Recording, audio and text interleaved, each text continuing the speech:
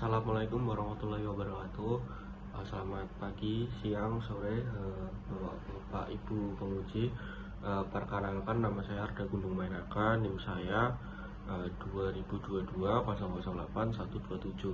Di sini saya akan memaparkan hasil dari penelitian saya kemarin yang berjudul Pengaruh Digital Financial Literacy, Financial Self-Efficacy, Financial Experience terhadap minat penggunaan vintage payment pay letter pada mahasiswa di Yogyakarta. Oke, langsung saja pada pendahuluan, yaitu latar belakang.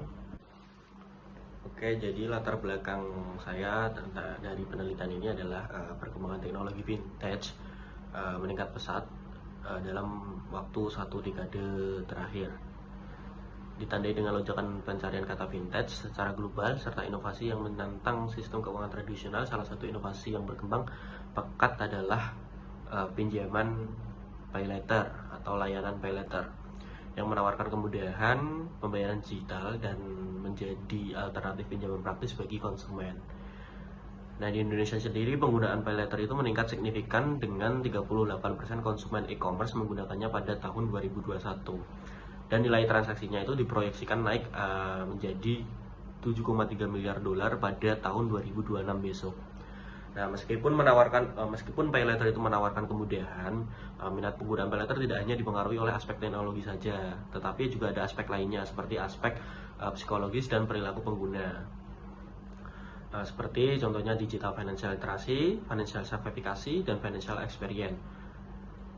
Digital financial literacy sendiri mencerminkan pemahaman keuangan dalam konteks digital, namun penelitian sebelumnya itu belum menunjukkan hasil yang beragam terkait pengaruh literasi keuangan terhadap minat menggunakan layanan keuangan digital. Financial self-efficacy berhubungan dengan keyakinan kita atau keyakinan seseorang terhadap kemampuan mereka dalam mengelola tindakan finansial. Sedangkan financial experience itu mencerminkan pengalaman masa lalu yang mempengaruhi pengambilan keputusan terhadap keuangan atau keuangan digital, seperti itu. Selanjutnya, rumusan masalah dari penelitian ini. Yang pertama, apakah digital financial literacy itu berpengaruh signifikan terhadap minat mahasiswa dalam menggunakan vintage payment pay letter? Rumusan masalah yang kedua, apakah financial self-efficacy berpengaruh signifikan terhadap minat mahasiswa dalam penggunaan vintage payment pay letter? Yang ketiga, apakah financial experience berpengaruh signifikan terhadap minat mahasiswa dalam penggunaan vintage payment pay letter? Dan yang keempat, apakah financial literasi, financial self-efficacy, dan financial experience secara simultan berpengaruh terhadap minat mahasiswa dalam penggunaan vintage payment pay letter? Adapun tujuan dari penelitian saya ini,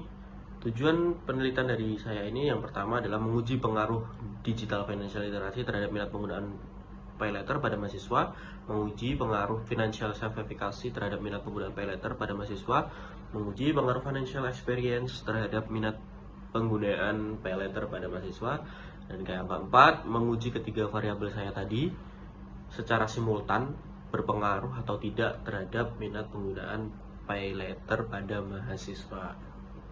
Nah, baik, sehingga hipotesis yang diajukan pada penelitian ini yaitu digital financial literacy berpengaruh signifikan terhadap minat penggunaan pay letter, financial self-efficacy berpengaruh signifikan terhadap minat penggunaan pay letter, dan yang ketiga, financial experience berpengaruh signifikan terhadap minat penggunaan pay letter, dan yang keempat, digital financial literacy, financial self-efficacy, financial experience berpengaruh signifikan secara simultan terhadap minat penggunaan vintage payment pay letter pada mahasiswa di Yogyakarta.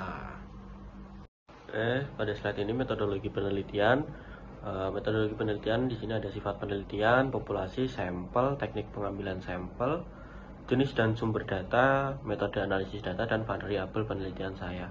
Yang pertama, sifat penelitian. Sifat penelitian saya itu menggunakan kuantitatif asosiatif dengan pendekatan deskriptif, yang merupakan pendekatan yang digunakan untuk menganalisis data dengan cara mendeskripsikan atau menggambarkan data yang telah terkumpul sebagaimana adanya, tanpa bermaksud untuk membuat kesimpulan yang berlaku untuk umum atau generalisasi.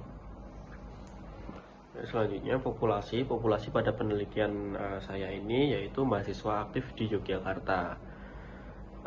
Berdasarkan Badan Pusat Statistik atau BPS jumlah mahasiswa Yogyakarta pada tahun 2024 itu mencapai 410.789 jiwa di bawah Kementerian Riset, Teknologi, dan Pendidikan.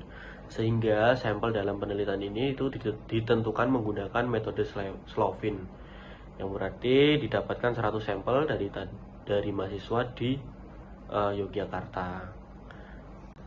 Oke, selanjutnya teknik pengambilan sampel yang saya gunakan pada penelitian ini adalah purposive sampling, di mana purposive sampling itu adalah teknik penentuan sampel dengan pertimbangan tertentu. Adapun kriteria dalam pengambilan sampel pada penelitian ini adalah responden harus berusia minimal 17 tahun, responden merupakan mahasiswa aktif di kota Yogyakarta, dan responden pernah menggunakan produk layanan keuangan digital, terutama pay letter, seperti itu. Selanjutnya, jenis dan sumber data. Data yang saya gunakan pada penelitian ini adalah data primer yang saya kumpulkan menggunakan kuesioner yang nanti dijawab oleh responden sehingga diperolehlah data lapangan pada penelitian.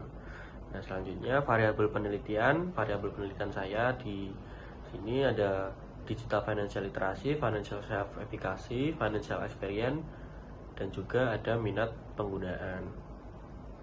Selanjutnya, metode analisis data. Analisis dilakukan menggunakan regresi linear berganda dengan bantuan software IBM SPSS Statistik 222. Nah, jadi hasil penelitian dari penelitian saya ini berdasarkan dari olah data yang saya olah dari 100 responden. Data menunjukkan bahwasanya data valid, data reliable, dan berdistribusi normal, tidak terjadi multikolinearitas, dan tidak terdapat gejala heteroskedastisitas.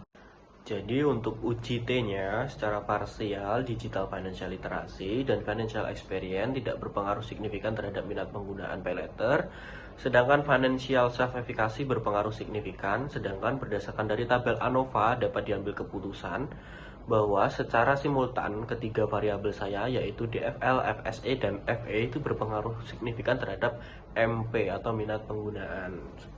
Oke, jadi kesimpulan yang didapat dari penelitian saya yaitu digital financial literacy tidak berpengaruh signifikan terhadap minat penggunaan pay letter pada mahasiswa.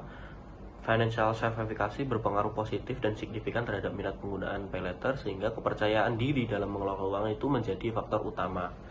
Financial experience tidak berpengaruh signifikan terhadap minat penggunaan pay letter karena pengalaman keuangan belum tentu mendorong minat penggunaan kredit digital.